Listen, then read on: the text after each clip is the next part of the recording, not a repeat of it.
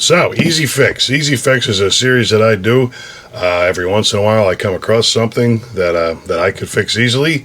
Might not be so easy for other people, and I like to show people that because, it makes you useful, it saves you money, and chicks dig guys who can fix stuff. I guess. I don't know. But, what we're fixing today is that there lamp back there that you always see in the back of my videos. I bought that lamp over a year ago from Amazon. Just an LED lamp, and I like it. It's got a nice function to it. Different intensities, you could turn it up. I usually keep it on its lowest for the videos because it washes out, but it still gives you a little bit of light back there. Different temperature lights. I don't know why anybody would want that cool light. Reminds me of a freaking asylum of some sort, but yeah, so you get your different temperatures of light. That's kind of in between the blue and the warm.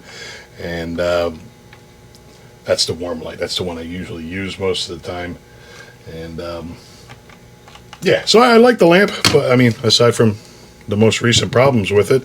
And so the other day I turned the thing on, and you know what, the most astute among you might notice that it's currently working, and I kind of just did a workaround until I could get the part in that I needed to fix it, and I just basically hooked it up to a car battery, and which leads me to what actually happened with it. And the other day I go to turn it on, and I had it on 50% and it was flickering, so I turned it up to 100. It seemed to go away, and then it would stop doing that after a while.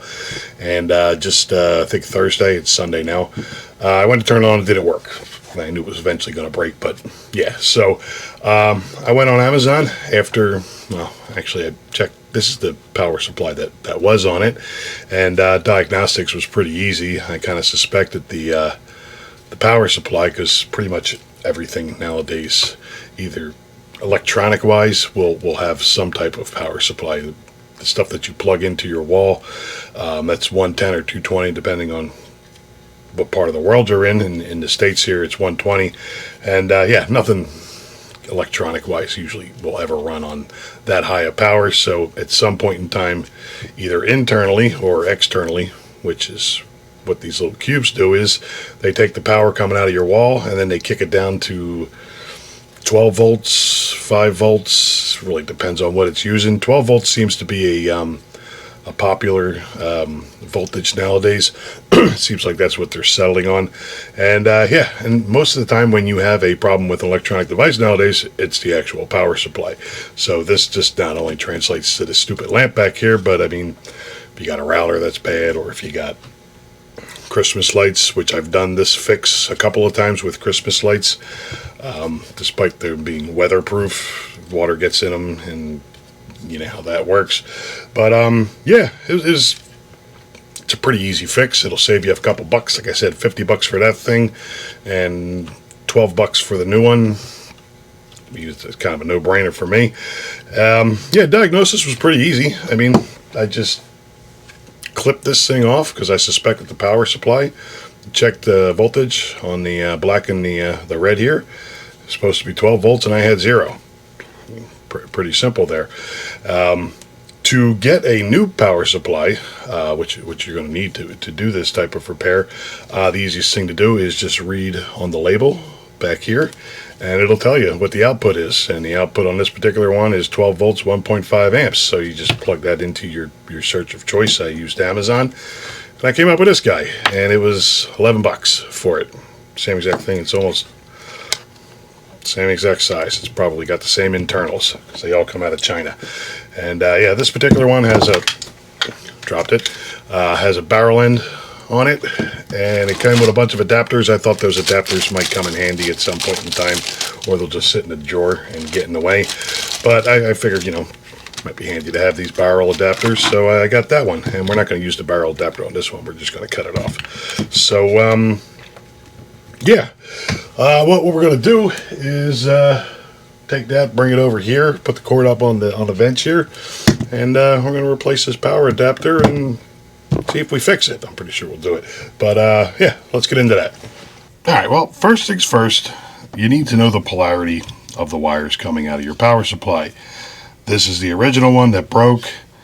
It's got a red and a black. You would assume that is Red's positive, black's negative. Don't always assume it. I always like to check it just to make sure, because the only thing consistent about cheap Chinese products is that they're inconsistent. This particular one I just bought here, it does not have red or black. Normally, from my experience, if it's two black wires like this, the one with the what we call a tracer on it, and in this case it's a little white line going down it, generally is the positive. Like I said, you should always check it, so we'll do that now. Plug this guy in. You just take your probes. That goes to that, that goes to that. And we got our 12.4 volts.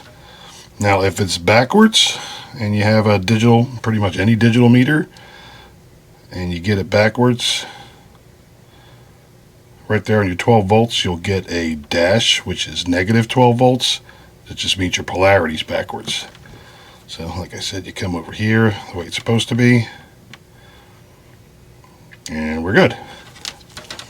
Like I said, it's not always the case, but I find usually the wire with the tracer on it is positive. And let's talk about connections. Get this thing unplugged. We'll go from bare minimum to pro level, like I said. One thing I don't recommend doing, just as an example, taking the wires, twisting them, and putting electrical tape on them. Sure, it'll work, but I mean, come on, let's have some pride in our work here. We have, actually, you know what, before we even get into that, this particular one I bought, and here, actually came, if I was using the original barrel connector, I wouldn't need anything aside from a screwdriver to fix this and some wire strippers, but yeah, you could just plug that in there and then noink these guys into there. If this was high voltage, you might have something to worry about, but it's 12 volts, it's really not going to do anything to anything, to be honest with you. But yeah, you could essentially do that. If this was the lamp end, just plug it in there and screw the little terminals down.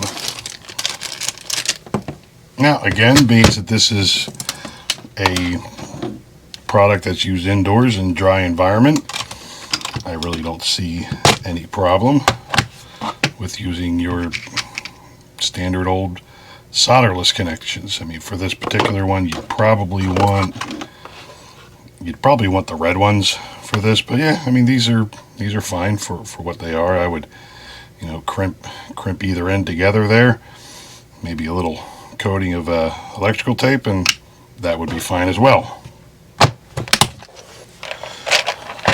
Now, if you want to step it up another level, and this would be getting into the more weatherproof end of things, and that's these new-ish solder seal wire connectors. And the way these, I'll use the yellow one just so you can see better, but basically what it is this is heat shrink tubing on either side here. There's some low melt solder in the middle. Then you just take a heat gun, you whack it with a little bit of heat. That melts the solder, shrinks everything up, and makes a pretty decent connection. I bought these, I guess probably a couple of years back now, and I've been using them. And to be honest with you, these I kind of like these things. These aren't bad at all, especially if you're not comfortable with soldering. Or soldering, sorry, I always say soldering. But yeah, these would be great. I mean, if you're doing anything with your trailer connector, you know what I mean, you're hooking up your trailer lights on your vehicle, this would save so much hassle if more people use these. And yeah, and then the next possibility, if you're comfortable with it, is just soldering the wires together, a little bit of heat shrink, and you're good to go. This particular one, let's do these. Like I said, we'll keep it simple. I'll actually link these in the description down there.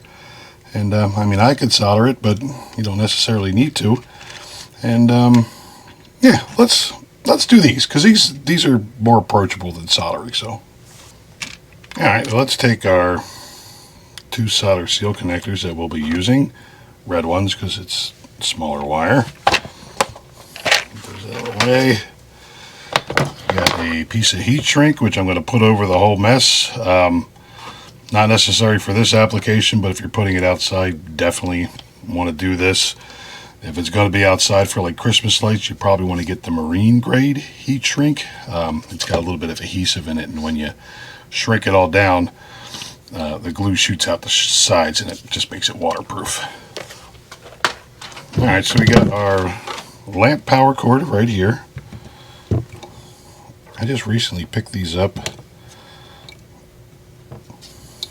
for soldering underneath dashes and whatnot. These are kind of nice. You kind of put the two wires in there and you can adjust how far apart they go. I like these. And you know what, let's crop these wires down.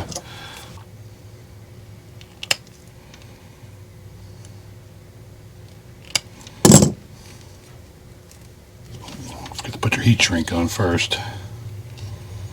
You get to do it twice. Alright, so we got our wires here. We already established that the white tracer on the black wire is your positive. And your red, of course, is positive on the lamp side of it. So we'll stick these in here. I know a lot of people like to twist the wires together when they stick those in there. Me personally, I really don't see the point. Wires are conductors and they're not made for being more, they're not structural is what I'm getting at. So let me fire up the heat gun. We'll blast some heat on that guy.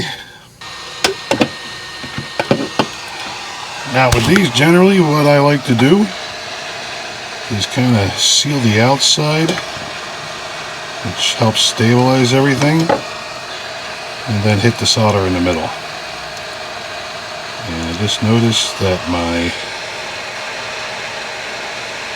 arc light is flickering because the heat gun is doing a number on it. Take this. It's a nice thing about this little here tool right there. And there we go. Now we'll just rinse and repeat for the negative. And you get that little nub of solder in there to melt. And it makes for a pretty damn good connection.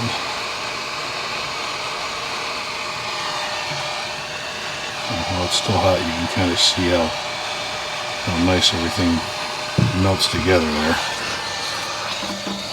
Now again, low voltage situation, this whole setup right here would be fine. It's not like you're yanking on this thing, or if it comes loose it's going to really set your house on fire. The power supply will shut off before it does any damage. But just to make it look like we got pride in our work, we'll put this extra little bit of heat shrink on it.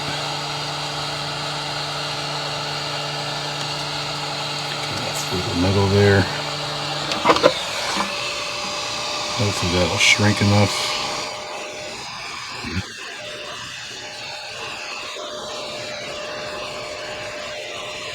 Yeah, it's a little loosey-goosey on the end. Probably could have used for a little bit more.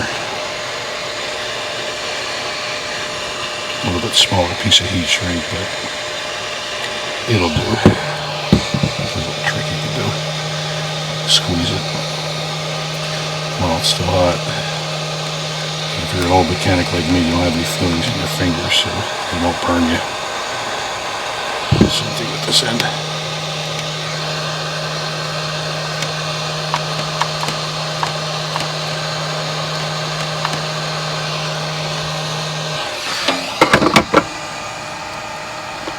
Alright, there that goes. So let's plug it in and see if we fixed it or set our house on fire. Either way, it'll make for a good video.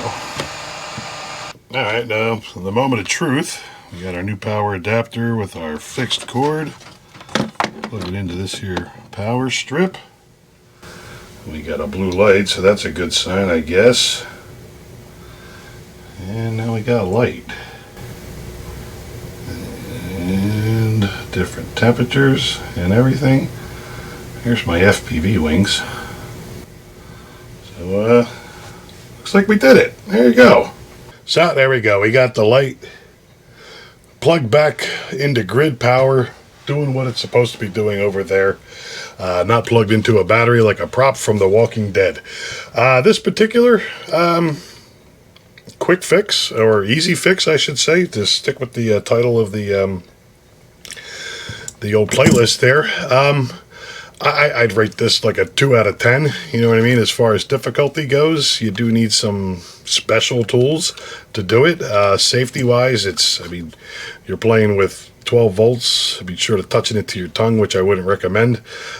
Physically touching it, you're probably not going to get any shock off of it. I mean, considering hopefully it was wired right in China. Never count on that. But yeah, so safety wise, I mean, it's quick and easy. I mean, you ain't got much invested into it. The other option is just throwing it in the garbage. Whereas to this, you know, you don't have to throw it in the garbage. You feel good because you did something productive.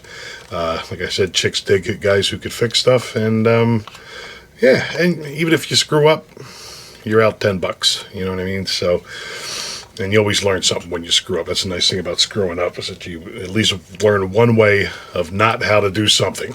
So yeah, I'll put in the description any tools that I might have used along the way, and connectors and stuff like that, and the power supply, if that's something you'd be interested in. Yeah, I think that's about it for this guy. That's another easy fix in the bag. And yeah, so any questions, comments, concerns, leave them down in the old comment section there. I'll do my best to get back to you on them. That's it. So thanks for watching. There you go.